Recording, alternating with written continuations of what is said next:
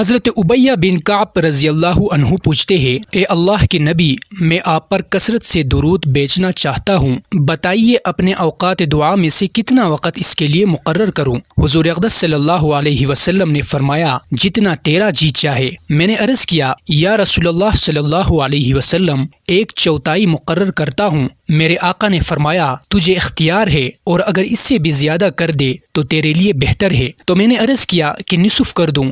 حضور اقدس صلی اللہ علیہ وسلم نے فرمایا، تجھے اختیار ہے، اور اگر اس سے بھی زیادہ کر دے تو تیرے لیے اور بہتر ہے۔ تو میں نے عرض کیا کہ 2/3 کر دوں؟